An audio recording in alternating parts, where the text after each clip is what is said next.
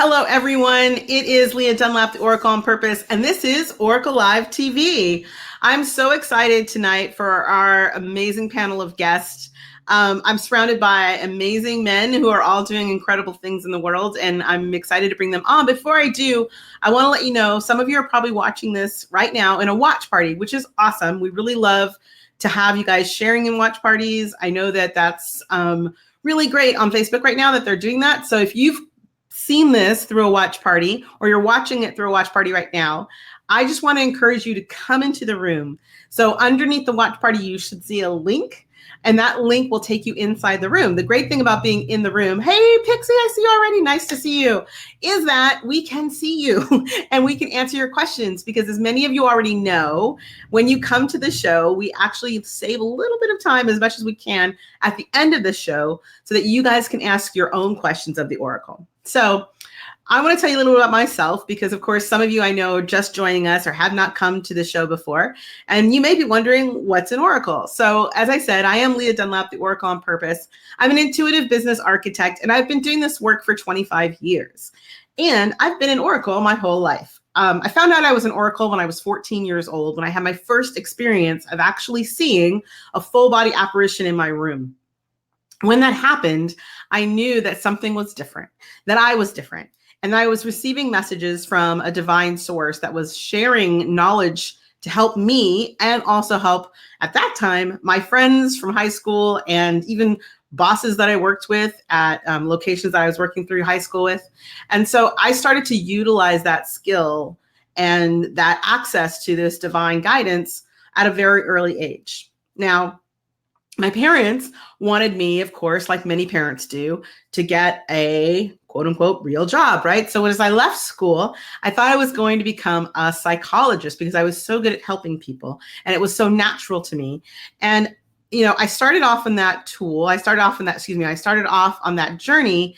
And when I was in my first college course, I was sitting there listening to my instructor, and he said, you know, work like this, meaning psychology, can take years and years, and people can really spend most of their life trying to figure out some of these issues. And the Oracle literally spoke in my ear and said, this is not for you. And I was like, okay, great. So what do I do? So for a very long time, I went off to go find out, what could I do? How could I help people? How could I serve people with this gift and with this guidance and support people?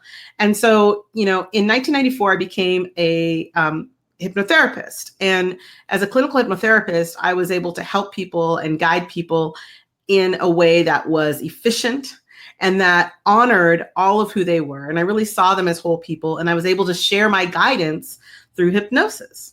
And I did this for a long time alongside of working in a corporate environment, because I felt like I was appeasing both people. I was appeasing myself because I was able to do my gift. I was appeasing my family because I had a, you know, respectable job. And I went through that for a very long time. And, you know, about over 10 years ago now, I finally reached a point where I recognized that I couldn't live in both of those worlds. And I really had to fully embrace the Oracle within me and the gift and the guidance that she was providing my clients and listen to her for a change. So I ended up stepping out fully and becoming the Oracle on Purpose, using my coaching practice to help people to really align with their unique life purpose and their business genius. So I got to use my skills in the corporate world and bring those in and work with clients who were light-bearing leaders and purpose-driven entrepreneurs. And just recently, I actually went out on a journey, a pilgrimage, if you will, to the south of France, to the Mary Magdalene Caves. And while I was there, I got a great download from the Oracle that I was meant to help thousands of light-bearing leaders and purpose-driven entrepreneurs to bring their work to light, to bring it out and to really shine. And that in order to do that, I needed to find a vehicle really to reach as many people as possible in as short as time as possible. And that's how Oracle Live TV was born. And I really had an amazing time sharing not only the stories of these incredible people and the work that they're doing, but hopefully doing my part to give them a little bit of guidance to really shift and open up new opportunities for themselves so that they can really do their work fully. And that was the intention. And the great piece is that along with that, as some of you know, as a viewer, you get to participate. Not only do you get to participate in the conversation, but you get to participate in asking questions too. Because of course, it's not just these people that are watching, that are guests on the show, but the people that are watching that can have the opportunity to get some insight from the oracle. Now, how do you do that? Well, if you're watching, again, as I said, in a watch party, you actually need to be in the room so that we can see your questions inside Be Live. So if you're already watching on a watch party, please hop on over, click on the link, and come inside the room so we can answer your questions. And you'll be able to do this. All you need to do to share your question, you can do it as soon as you come in, for example, is just type in, here we go, this is what you're going to want to show, Q&A in the comment section with your question, and we'll get to that at the end of the show. We'll get to as many as we can, I promise you. Sometimes we get a couple, sometimes we get one, but I always try to get as many as we can. The other thing to note is what I love most about this particular show and the way that we've structured it is that I know for a fact you're going to hear something tonight, either through me as the oracle or through one of the incredible guests that we have, that's going to inspire you or remind you of something or point you to some sort of insight you hadn't had before you got on the call. So if you do, I want to reward you. I want to reward you for paying attention, but I also want you to capture that moment. And part of that means that we write down what inspired us so that it sticks, right? So in order to do that, we've kind of created this lovely giveaway that we do each night. So if you see something or hear something that inspires you and gives you some sort of insight, you can just put #insight and then tell me what that was. And again, at the end of the show, we'll scroll through and we'll pick somebody to win something. What are we going to win today, guys? Oh, here we go. Hold on. Don't go anywhere. Stay with us. Perfect. We're going to give you guys tonight, because one of the things I love to do is journal, and gratitude journals are really big for me. So I have this great Joy Note package, which actually includes a journal, some pens, some little tabs, so you can really take advantage of it. So we're going to give away one of those Joy Note journals tonight. So that was what we'll give away for the Insight giveaway. So all you need to do, again, is just do #insight, mention the insight, and again, we'll pull a name at the end of the show. So if you have a question, make sure you post it. If you have an insight, post that too. And we're doing something new because, of course, our audience is growing. People feel like, oh, I missed the show or I didn't get to see it live. So if you're one of those people who are like, I want to be able to know when we're going live, I've got something for you. All you need to do is type this, and our system will automatically, type the words below here, automatically let you know next time we're live, so you don't miss a thing. You don't miss the intro, you don't miss the guest, you'll be all set. So speaking of guest, our first guest is about to come up, and I'm super excited to share this guest because we had met through some connections and contacted each other, thought we were in some similar groups, but it turned out we weren't. So I love when, coincidence happens like that, and you find that someone is just in sync with you. And I love the internet for that. I love that it brings us together. So the first guest that I have for you guys tonight, his name is Ben Goya. And what I love is that he is a coach, a speaker, a best-selling author at Influence with a Heart. And his name is Ben Joya. And I looked at that and I said it wrong. So I want to correct that right away so you guys have that. So it's spelled Goya, but it's actually pronounced Joya, Joya. Think of it that way. So I'm excited to bring him on now for you guys to hear a little bit about what he's up to and see what he has to ask the Oracle. All right. Thank you so much,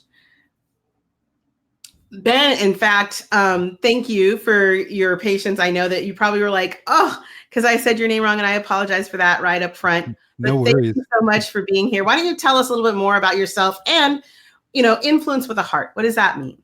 Yeah, thank you so much, Leah. So first of all, it's a pleasure to be here, and beautiful how, like you said, how that connection happened. So basically, what I do is I help people get more leads, get more clients, and raise their rates without having to sell their soul, right? Or feel like they're selling their soul.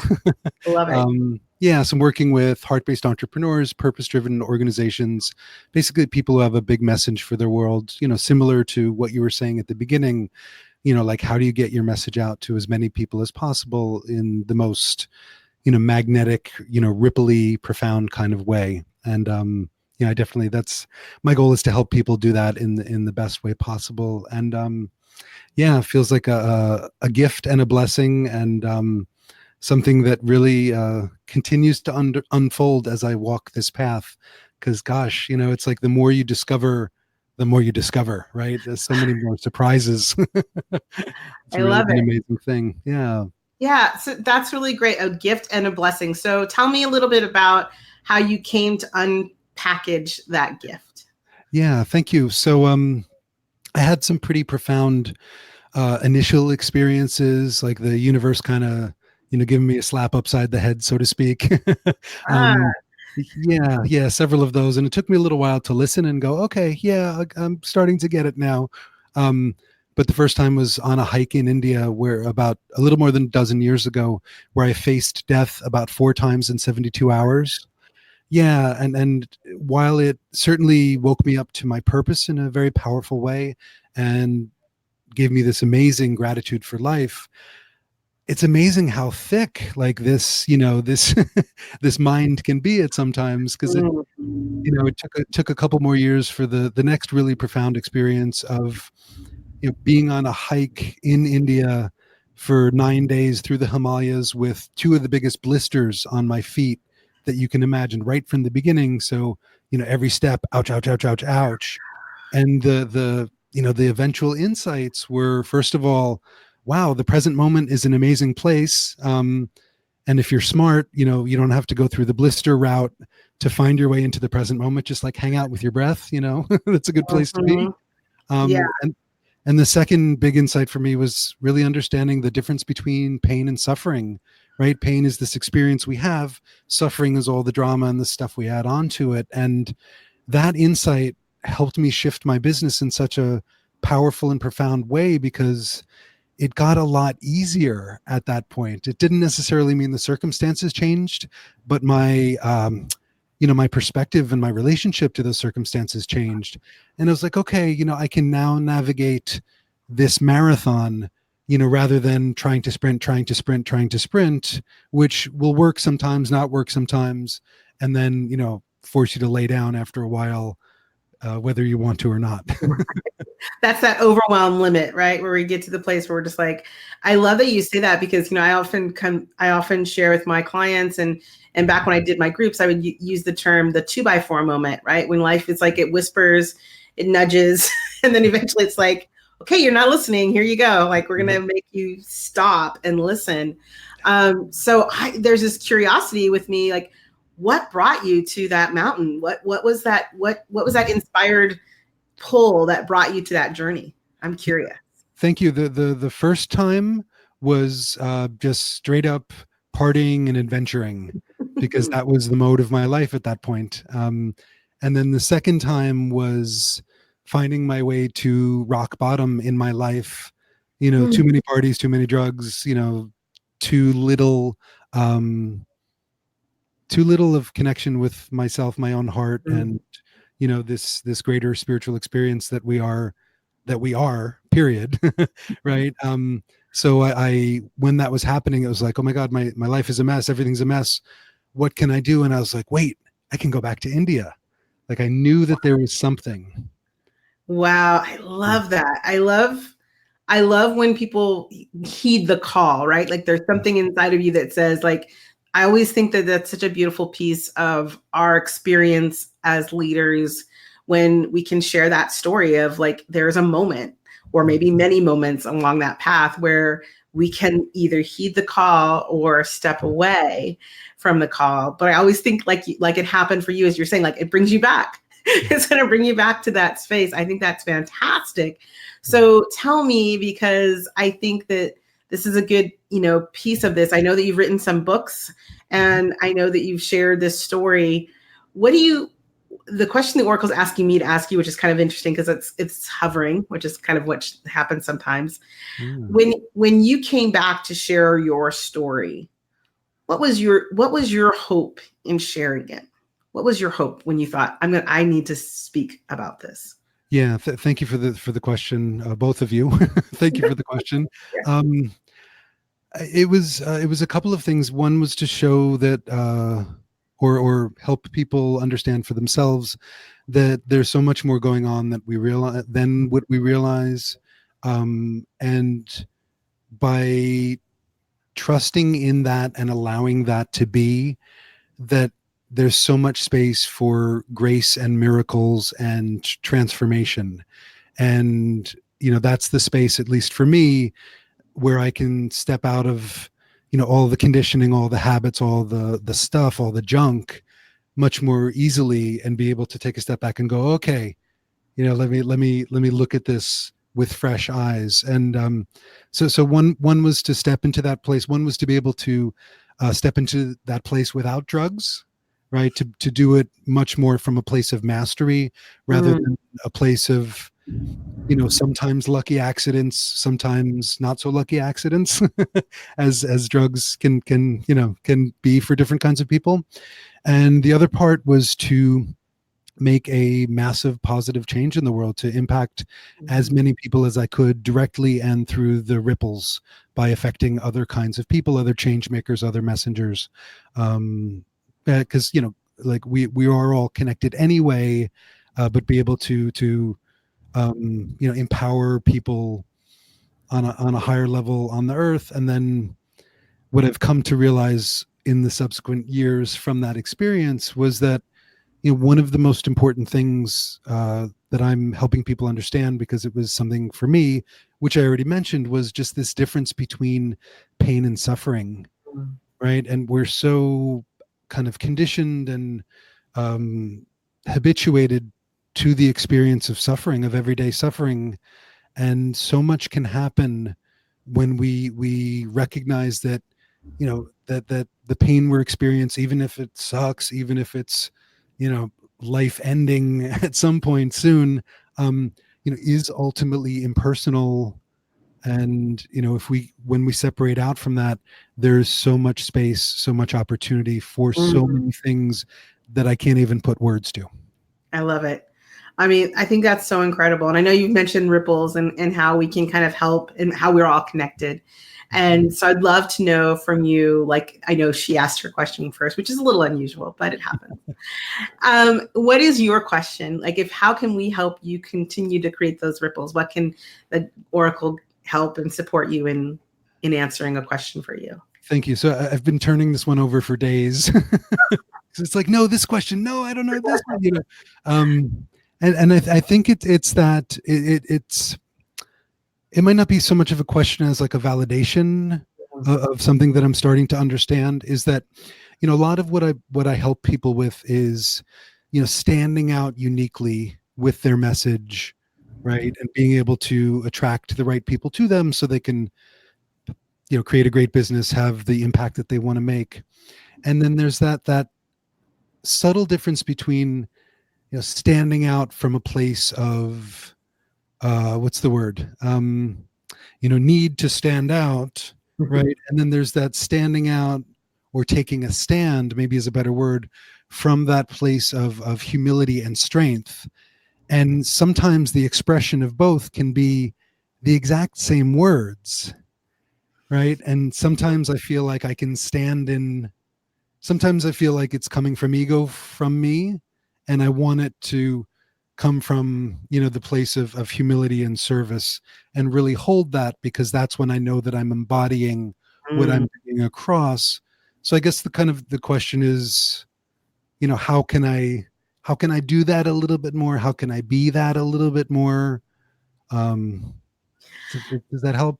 yeah, no, and so as people are watching who have not been here before, for me, when the Oracle speaks, there's a couple of things that happen. I either get physical reaction, which I call the full body whoosh, or I'll see things, or I'll get a question like I got earlier for you. But the one thing I like to let everybody know is my experience of the Oracle is that she can be somewhat cheeky.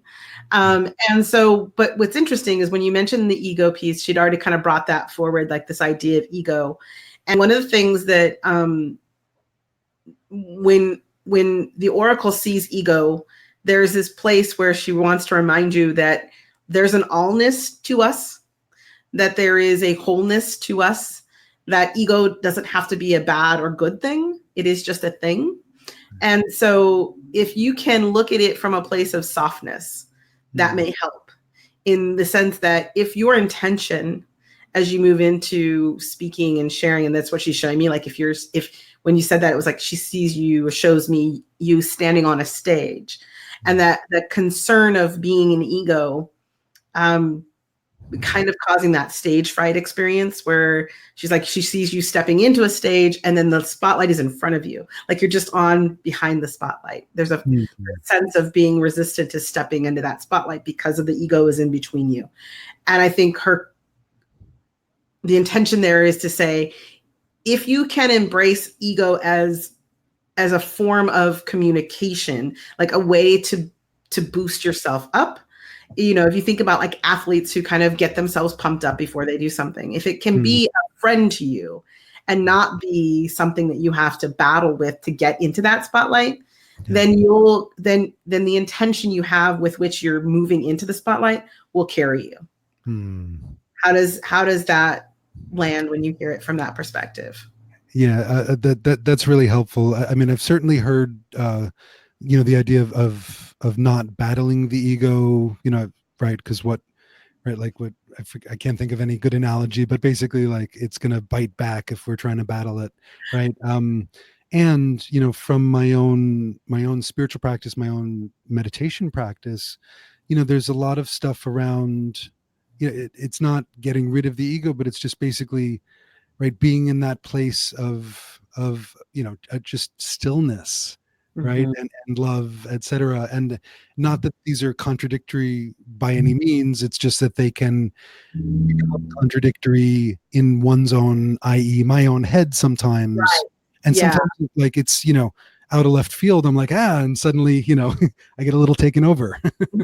Yeah, and I think that's the point there. It's like if you're starting stepping onto any stage, like she just keeps saying, you're stepping onto the stage, and that could be like a physical stage, but it's like when you're stepping out, as you were saying earlier, it's like you're stepping out with intention, and you can embrace that ego is there to help you, kind of feel lifted up, and in a way, she keeps like pumped up like the athlete. It's not and I say this all the time for my clients, it's like there's this way to make your gremlin your ally. And it's the same way. It's like saying, look, this piece of that energy of that ego can be helpful in that it allows you to be brave for the moment of that gap, and then when you're there, you kind of follow through and show up with the whole you. And yeah, then you don't have to, there's no battle there. It's simply a way of like, maybe even kind of more like bringing them alongside, right? The ego then gets to come and be proud and feel good and feel accomplished for the work that you are doing. And there's a piece of that matters.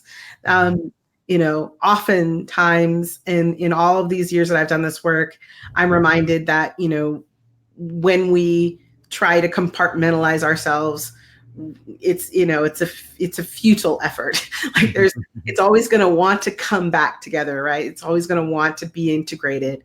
And that's what she's showing me. It's just like a way of using it as a tool to really integrate yourself. And the last piece there that she's showing me is when you do step in to that, it's almost like, it's funny because you're wearing a hat, but she's almost like you're like giving it a nod. Like, I got this, I'm good. Like I'm good. I got this. I can take it from here. So it's not saying that it's taking over, and that's really clear. It's more like, it's just a way in to step into that power and energy, and then use it as a tool. Right. Yeah. Yeah. How does that feel? Yeah. I like that a lot. I appreciate those analogies and those subtleties, and also the wholeness of it is really helpful. Wonderful. Yeah. Well, I mean, I love that image of you, and I feel like it's funny because it's, the nice thing is I always tell people, like, for me, when I see something for someone, the current time frame is here. the future is like anything that shows up here. It's like the future coming to us, and then the past. And what I really see is really beautiful about this is something you're really stepping into now. So whatever you're doing, I hope that that's an encouragement and maybe validation. Maybe she's reaching for more validation for you, that this is now. This isn't like eventually. Like, this is something that you can simply change and step into. And when you do, you're going to be doing more of that now. Yeah. Okay. Yeah. Thank you so much. We appreciate Does that feel complete? Is there another piece of that, or do you feel complete with that question? I feel complete. Wonderful. Wonderful. Yeah. Thank you so much for being here. I want to share with everybody tonight, because I know that, as I mentioned, you have some books that you've authored, and if they want to find out more about you, they can do so on your website. So I'm going to go ahead and hide these just so it makes it a little easier for us to see. And so they can get to your books here as well, correct? And learn about you more. Okay, great. So as you're seeing on the screen right now, you can contact Ben, which I hope you do if you're interested in learning more about what he's up to, seeing him next time he's on stage somewhere. It is influencewithaheart.com. You'll see it now scrolling along the bottom of this page if I've done everything correctly. So I just want to thank you so much, Ben, for being here. Thank you for being a guest. Thank you for your question and being open to hearing some insight tonight from the Oracle. I appreciate you, and I'm just really thrilled that I got to have the chance to share you with the world and share your question. Thank you. Thank you, Leah, and thank you, Oracle. You're welcome. You're welcome. All right. Well, as you guys can see, we have lots of availability to have things shift and change. And I like to stay open with the Oracle and what she is sharing with us and our speakers, our guests, who are all speakers. So maybe that's what that was about. But as you're coming in, I see some people coming in. So thank you for joining us. If you're watching again on a watch party, make sure you come on inside, go to the my actual Facebook page, and you'll find the link to get inside the room. If you are watching and you want to join in on the giveaway, which we do at the end of the show, #insight with whatever insights that might have shared with Ben, that he might have shared about what he does, his journey into the mountains and his blisters, which I'm glad to hear are all better now, and that he is living a life that is built on that true heart-centered space. So if you have an insight, make sure you share it. If you'd like to ask a question, I see some people have done that already. Make sure you put Q&A before your question so we can catch that at the end of the show. I'm really excited for our next guest. Oh, excuse me. And if you are watching this and you'd like to be a guest on our show, we always enjoy sharing this show with other people as well. So I'm just going to post that really quickly so you guys have it. It's really easy to get there. Basically, just fill out the form on the website, go to bit.ly/OLTV-guest, and you can register to be a guest. There are upcoming spaces in the shows in the next few months, and you can just pick whatever day works for you. So it's really easy. So again, if you want to be a guest on the show and have the same experience as Ben or a different, much more amazing experience, you can do that there. And I'm getting ready now to go ahead and invite our next guest up on the screen. I had the wonderful opportunity to spend an evening over a wonderful dinner in California, delving into some amazing concepts and ideas with the Oracle and a group of wonderful leaders. And this was one of those people that was there. I'm excited to share with you John Block, who is owner of Tiny House Block, the Southern California's first tiny house village, and a professional speaker leading events dedicated to unity through diversity. So I'm going to go ahead and bring John up. You guys are so lucky because John is just nothing but a ball of energy. Hey, John, welcome to the show. Welcome. I'm so glad you're here. Why don't you tell us a little bit more about yourself and all the amazing things you are up to? Happy to do that. First, let me just tell you how much I am enjoying this, and I appreciate and love you for doing this. To me, live coaching is the most exhilarating form of reality TV. I love it. What am I up to? Well, for the last 7 years, I've been a professional speaker trainer. I was leading a program called World Class Speaker as my signature program and earning about $200,000 a year in that practice. And then things shifted this past year. My wife decided it was best to end our marriage after 5 years together, which was like, okay, the universe wants to go in this direction. Did not see this one coming. And also the hunger and desire to transform lives through being a speaker trainer had really run its course.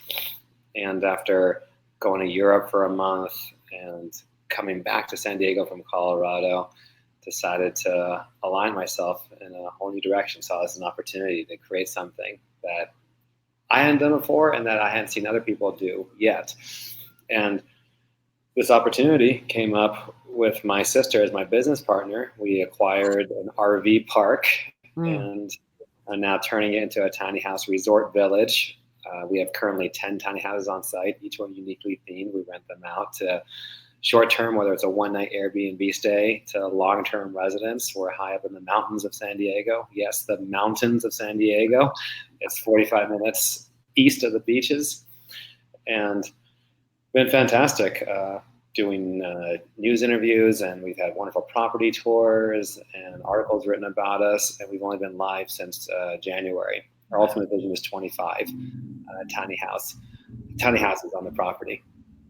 The other thing is this calling to be presenting to groups is still very much for me a calling. And I didn't expect this to happen. And across that wonderful dinner we had in San Jose, I know this was very much present for me as so generously held space around what it's meant to look like, because I felt boxed in by this identity as a tiny house village operator.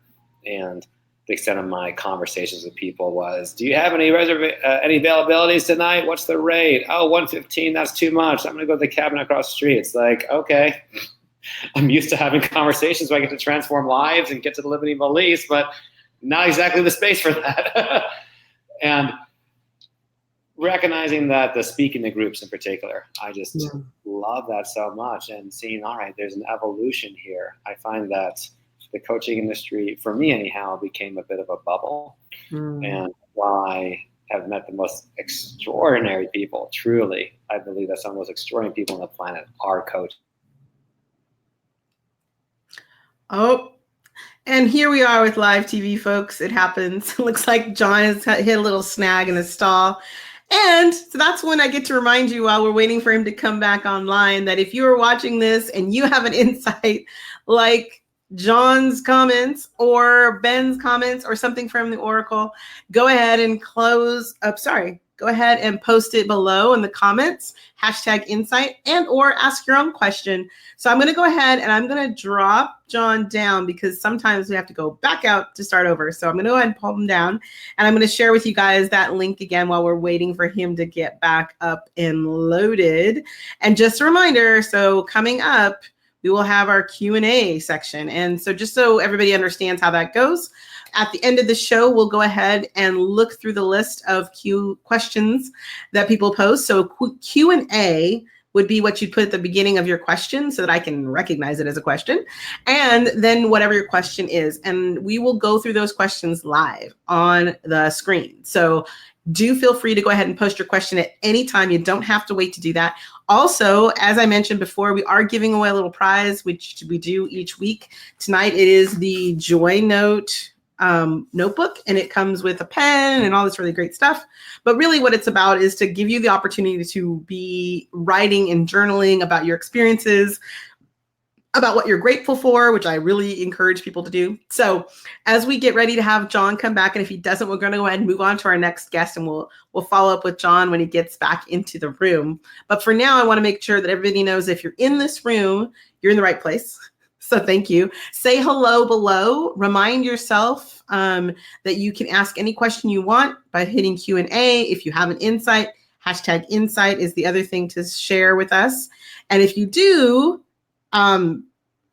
mark down that you have an insight of some sort based on anything we've said tonight, you could actually win that prize. But on top of that, if you're watching this show and you've been watching this show and you want to make sure you get to see us next time, what they've let us do here now on Facebook is make sure that we let you know up front that if you do what said below here, so barely put in live view, we will actually send out a notice for you before we go live next time. So you can have that and get in here early, ask your questions, see everybody's comments. And since it looks like John has not been able to get back on right now, we're going to go ahead and move on to our next guest so that we can keep things moving and definitely save time to get as many questions in as we can. I'm really excited because I think that this next guest is going to be a really surprising guest for some of you, in the sense that I know that we've talked. First of all, I'm really excited that tonight it's all men. I mean, I've talked to men and women, and mostly our shows have been women, which is great. I love women as well, but I also love men. So I'm really excited that the men are stepping up, not only to share what they're up to, but also ask questions, because I think that's a really great sign that we're all starting to grow in our expansion of what is possible and how we can work together to really bridge a gap, which is to actually have that feminine and divine masculine all together. So tonight, I feel like that's kind of showing up in these guys showing up here, these men showing up and sharing what they're up to and how they're making a difference in the world. And our next guest tonight that we're going to go ahead and move on to is Scott Schilling of Schilling Sales and Marketing. He's an international speaker and trainer and a master connector. So as he comes on, I'm going to go ahead and move myself over here. There we go. Awesome. Scott, thank you so much for being here. And why don't you go ahead and tell us a little bit more about who you are? I love what you said earlier in that you are this master connector. Tell me a little bit more about that. Well, thank you, Leah, and I'm honored to be here. Thank you for the opportunity to share. I've been very blessed throughout my career, and because of that, I've done well over 2,500 live events. So I've been fortunate enough to share the stage with virtually every name you know. You or the audience may not know my name, but that's never really been my task. Mm-hmm. My task has been to present a message and be proficient at doing that. And so I find it interesting that I've had the opportunity to share the stage with just absolutely amazing people, and more than share the stage, become friends with them. And it's really interesting as a sales trainer, as an entrepreneurial trainer, as a business person. One of the things that I teach is listening. I mean, asking questions and listening. And because the chances of you needing what I do when we first meet is maybe 5%. But the chances of you needing to know somebody I know or something I know is probably 95%. So one of the concepts I teach is become an asset to everyone you meet. That's a 5-letter acronym for a spontaneous servant every time. Become a spontaneous servant, the rest kind of takes care of itself. So because I listen, because I ask really, really tough questions like, if you could improve one thing in your life, what would it be? Mm-hmm. Or if you could improve one thing in your business, what would it be? Well, that single opening question will open up the thought process of the person that I'm talking to, the challenges, depending upon where the relationship is, a variety of different things. And so it's not hard to, if you truly are interested in somebody else, better to be interested than interesting. You know, better to be there wanting to learn about somebody and how they can be of service, or how I can be of service to them in their challenge or their need. As an example, you and I have never met until tonight. And yet a mutual friend sent out a piece of information and said, hey, this is a wonderful person that's doing amazing work. If you would like, please reach out to her. You could be on her show to see how brilliant she is. Well, I'm sorry, I can't resist that invitation. So that's how we're here, right? So it's it really comes down to the short answer of what I do when people say, Scott, what is it you do? Is I help people help people. And so how can I help you if I don't know what your challenge is, what your desire is, what your needs, wants, and desires are? That's really easy to find out. because people love to share their dreams and their visions with you. And quite frankly, in this day and age, I have found it even more important because people want somebody to be on their side. Right. They just want somebody to believe in their dreams with them. So many people have pounded their dreams down that when you truly share interest in somebody and you truly want to get to know them, you know, all of a sudden they've got somebody on their side. And it's just really amazing what can happen out of all that. I love it.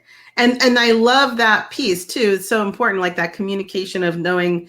And it's interesting, of course, I'm thinking back to what the Oracle said in regards to Ben and bringing somebody alongside. There is that sense when we do that, when we come alongside someone, you know, that they feel not only the comfort, but they feel seen and validated, right? Like that's a part of that is, you know, being able to recognize that you're on their side, but you're also seeing them as who they are and their best. And I would imagine that's a big piece of what you do and you accomplish when you're speaking and sharing your message with other people as well.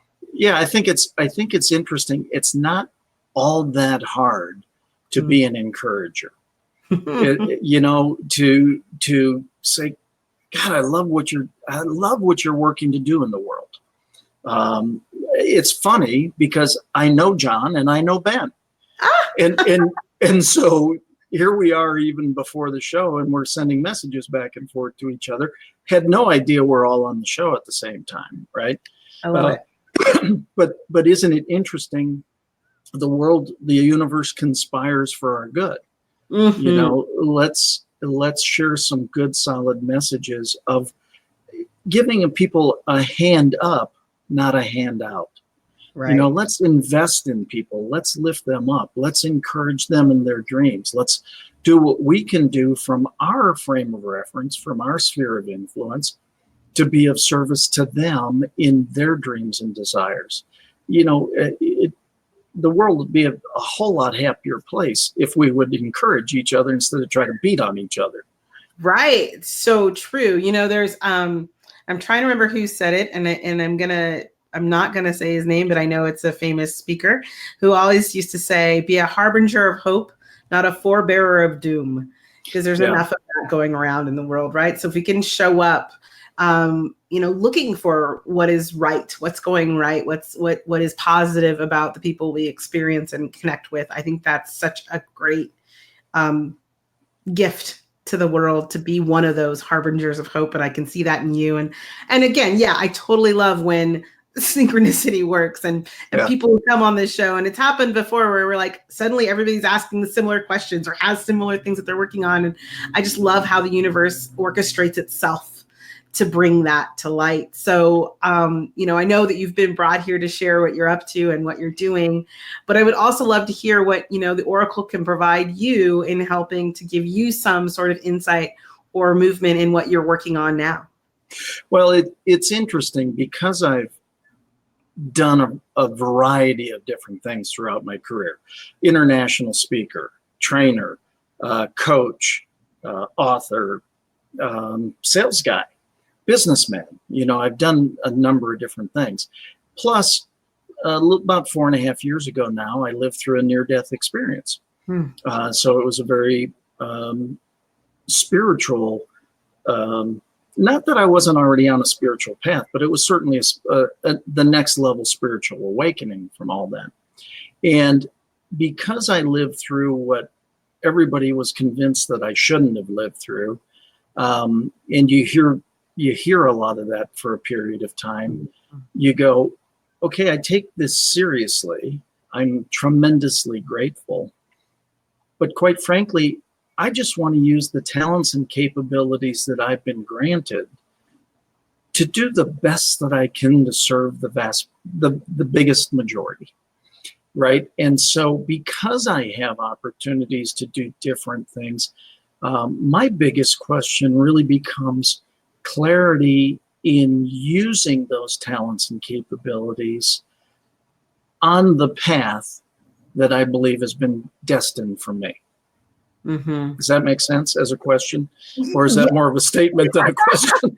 Well, it's a bit of a statement, and this is fine because she's capable of adjusting. So what I'm hearing, so I make sure I hear the question in the question, which is, oh, okay. So she has a question about the question, which is, do you have a sense of what the path is now? Or is it that you have all of these things are yours? This is your bundle of good stuff. And which of these do you want to bring forward? Or is it, where is this? It's a little bit of both in that I've had there are speakers and there are trainers. And typically those who train don't necessarily speak all that well. And those who speak well typically don't train all that well. I'm fortunate, I have been told by clients that I've been given the gift of both. But what I find, when you're a speaker, you're a rock star. You're in front of 20,000 people. It feels great. It's awesome. But once your time's done and everybody cheers, that's great, but it's kind of done. Whereas with training, a relationship is put together. This is, now we've got a mutual investment in both our futures, right? So I've come to the understanding that I really love training. But I also, that's where the connecting side comes in. I love training people up and then connecting the people who have the expertise maybe outside of my expertise to fit in. So it's a huge vision. So I feel like I'm on the path, but it's not the first time I've felt like I've been on the path. Oh my gosh. I love that so much, because that is something that just recently I was saying to someone, it's like, just because you have this answer doesn't mean it's the only answer, right? Like someone has, so that idea, like, okay, well, this has felt right before. And I always say, like, yes, and there was probably still something like I always say, no failure, only feedback. There was something in there for you anyway. Absolutely. And I totally understand like where you are now. So this is one of the pieces for me that I spend a lot of time with my VIP clients on, which is that architect piece. It's the intuitive business architect, where I see these boxes and these pieces and like, how do we move them around so there's a flow? And that's kind of what I'm hearing underneath this is like, how do you put all this together so that it actually works, that it gives you all those things. And so am I on the right track there? Is that kind of what you're envisioning here? Yeah, I think that within the last 30 days, I think something was brought to me that is kind of that architectural structure that all of a sudden showed up. I wasn't necessarily looking for, but all of a sudden it's like, holy cow, I think the vehicle got here. Right. I get a definite hit that's true. Awesome. And I also get this idea, like, if there's a piece of you, like there's a piece of you that says, like you just said, like, oh, this could be it.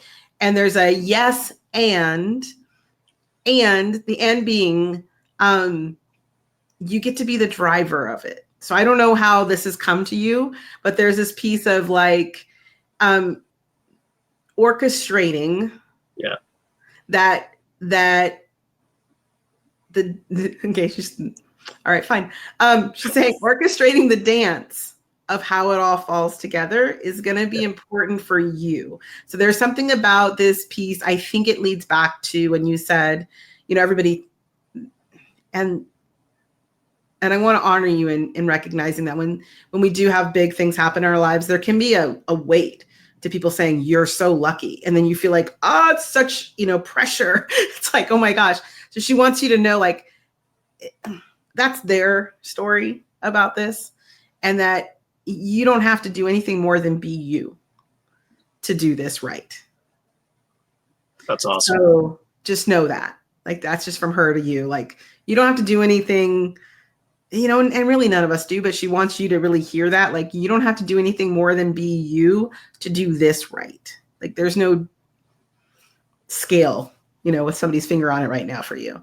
So, just know that there's however this orchestrates, just keep you like what you really feel is right and attuned for you in the process. And there'll be some she's just showing me like there's going to be some dancing around some issues, but that you'll find your way as long as you stay present in that process to what you want it to look like. Yeah, and I greatly appreciate that, and I receive it, and I believe.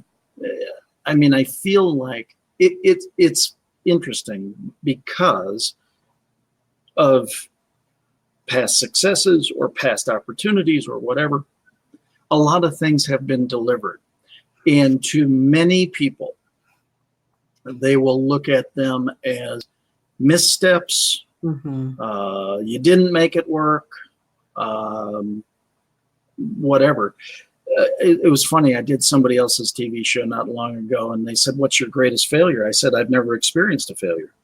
That doesn't mean I haven't had things go wrong. Hell, I've had a lot of things go wrong, but there's none of them are failures because they are all learning events. They are all. In fact, I developed 5 questions around that. What's the lesson? What's the gift? What did I do to create it? How would I modify it next time? How's it going to serve me the rest of my life? So all of these things,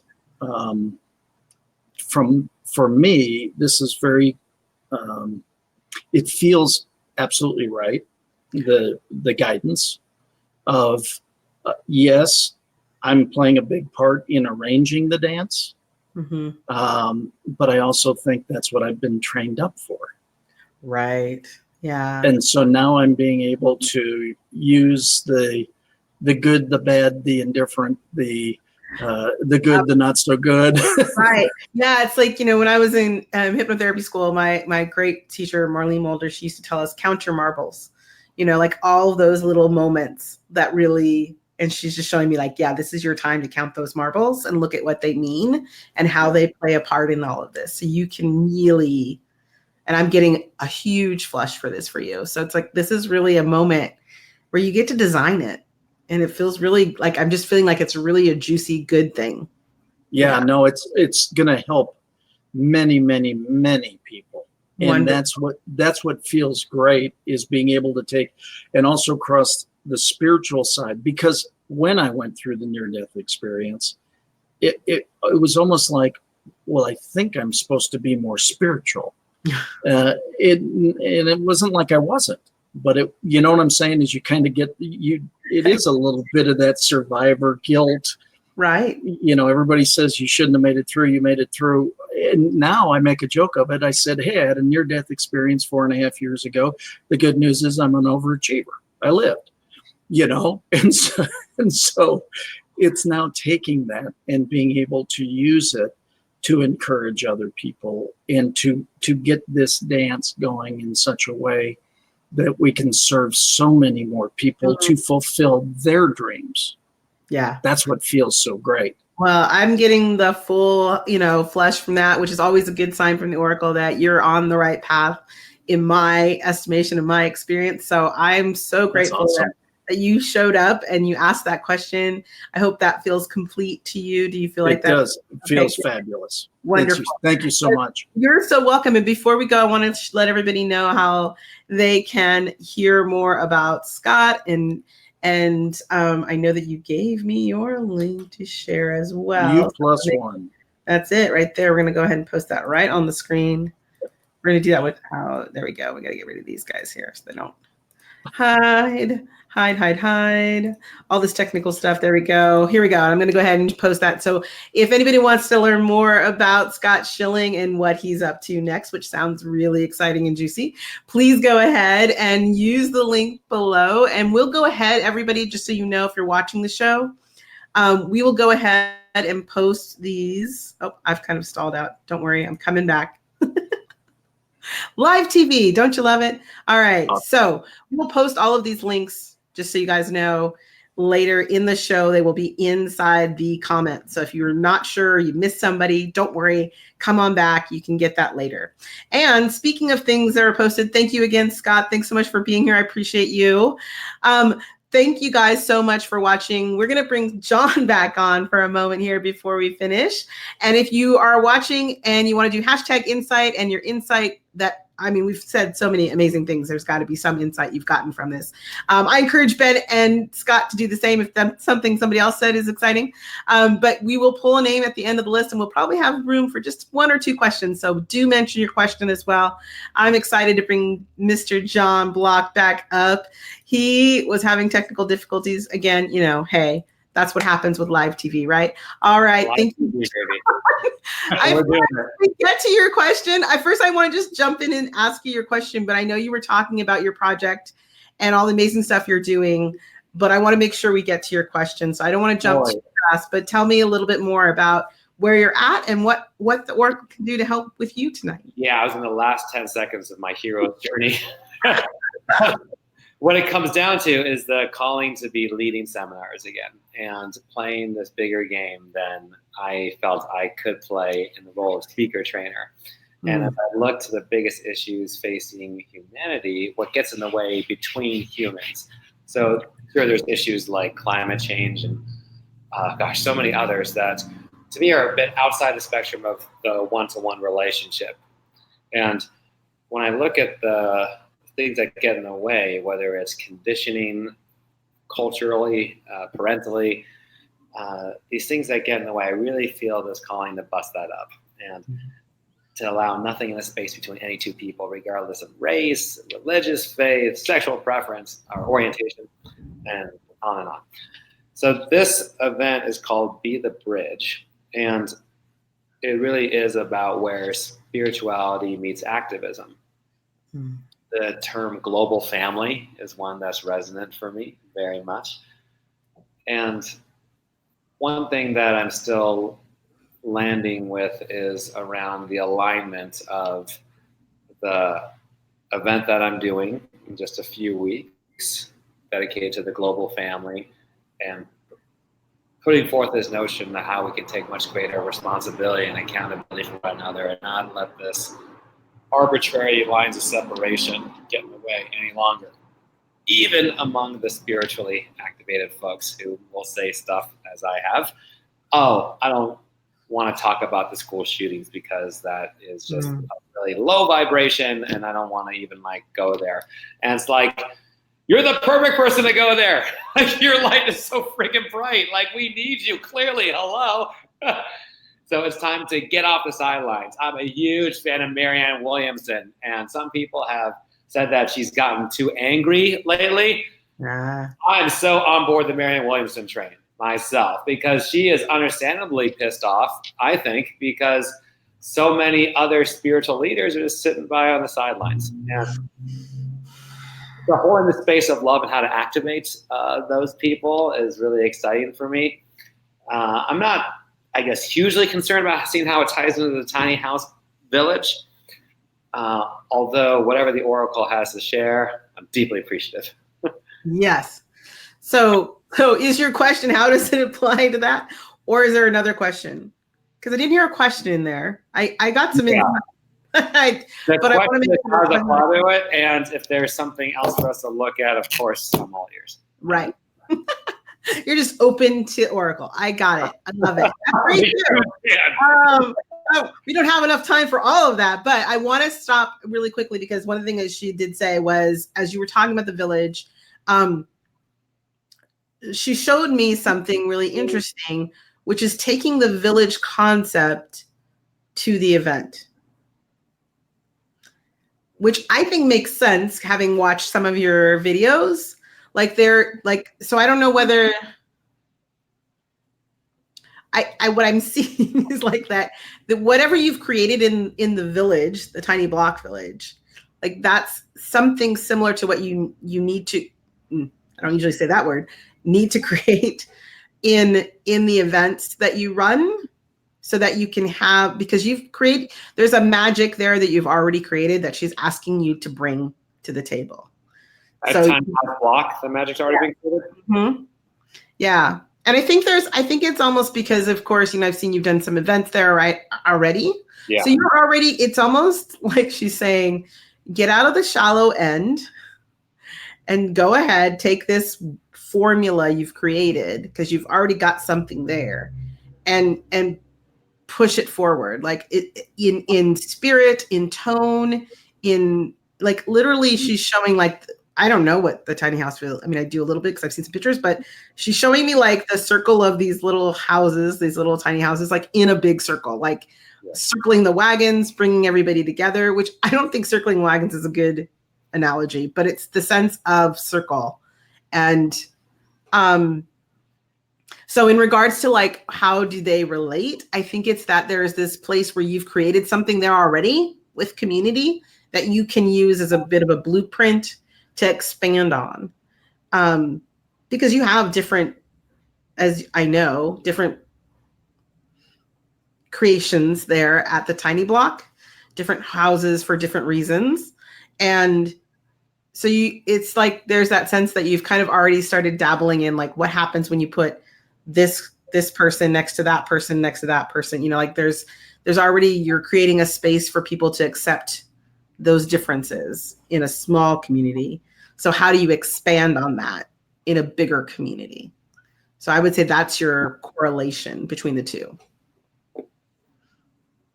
Yeah, it seems to me that there's this ultimate end game, which I define simply as ending bigotry once and for all. Mm-hmm.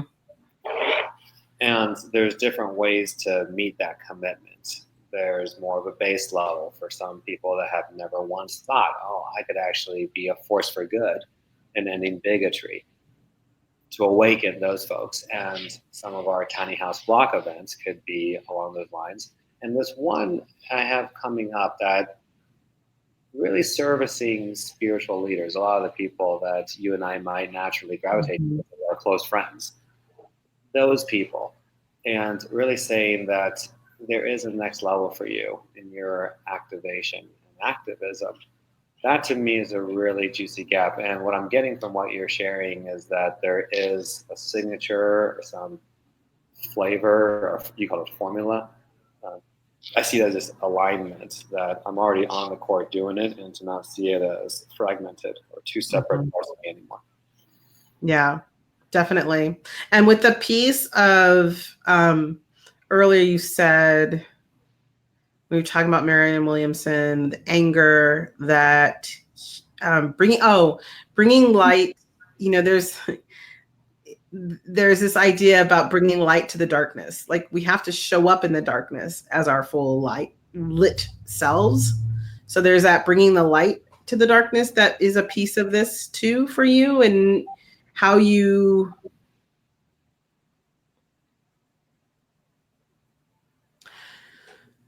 inspire through your own activity others to do like the same. Like in other words, there's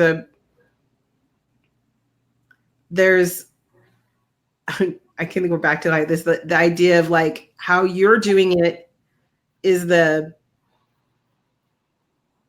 example of how others can do it. And there's a bit of her letting yourself loose, free.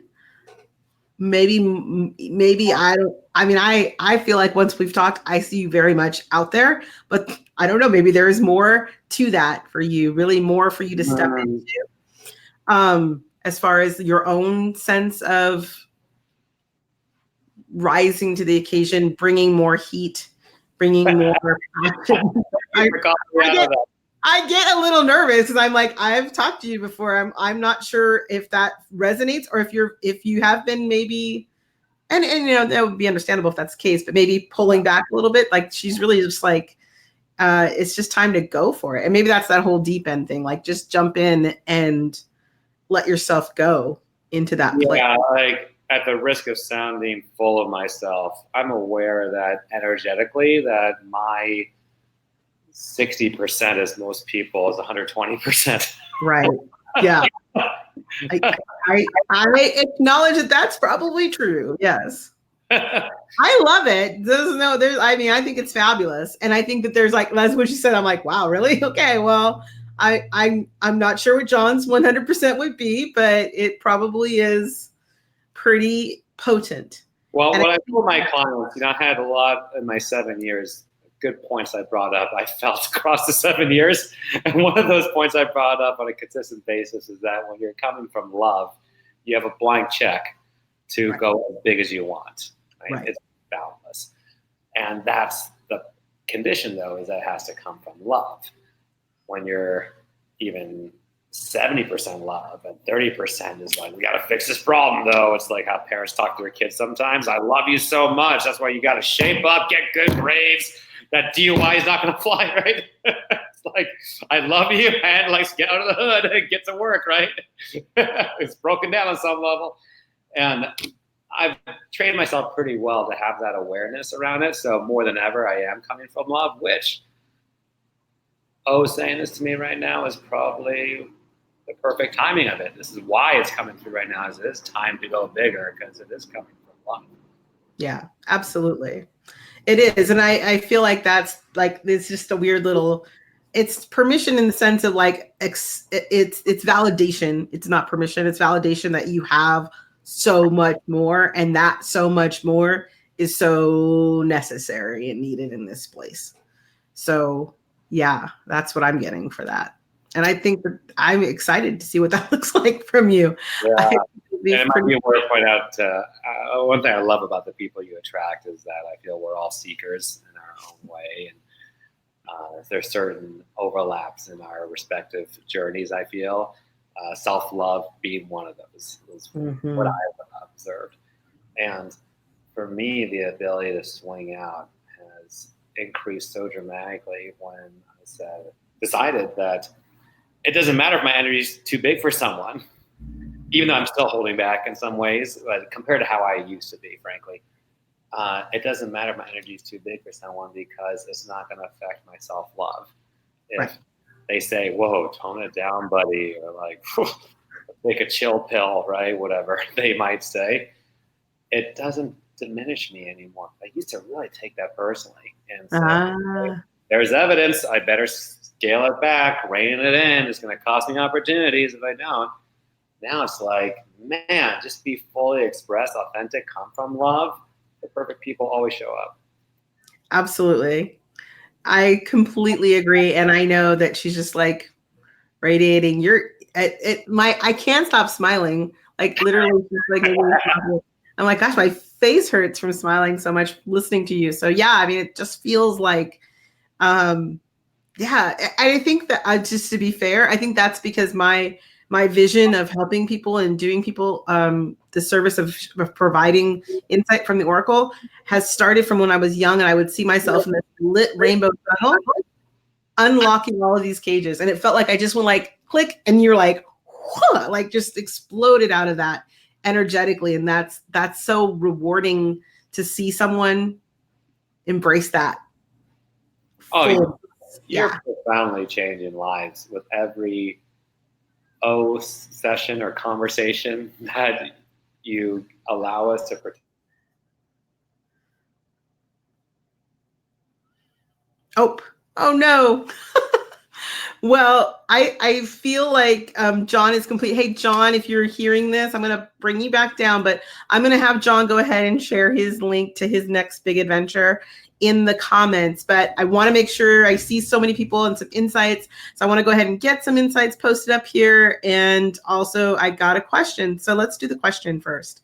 So the question is from Renee. Renee, if you're here, it's as a personal trainer, I've worked with clients one-on-one for years. I wanted to transition into working with clients only online. Can I be as effective online as I am one-on-one? So I'm going to tell you really quickly, that was a really fast, easy answer. And the answer is yes, if. And so yes, if you find a way to incorporate whatever you're doing right now with the clients that you're working with one-on-one in a way that people can relate to it. So I'm not sure if you also do anything else attached to that. So if there's like meal planning or something like that. So there may be some ways for you to integrate. So the easy answer is yes. And there are some pieces of those things you're doing now that you'll need to automate. And so I would just encourage you to look at tools or resources around how do you deliver. So your deliverables to those clients online? That was what she's giving me for that question. So I hope that helps you. If you're not watching live, I hope you're watching the replay and you get that answer. So that was definitely like a super fast yes. So that's good news. And the and part was make sure that whatever pieces of your unique flavor that you do with your clients, that piece is being incorporated. Okay. Thank you so much for the question. And I know we're kind of just running a little late, but I always promise to do an insight giveaway. So I want to go ahead and insight. Oops, that's a question.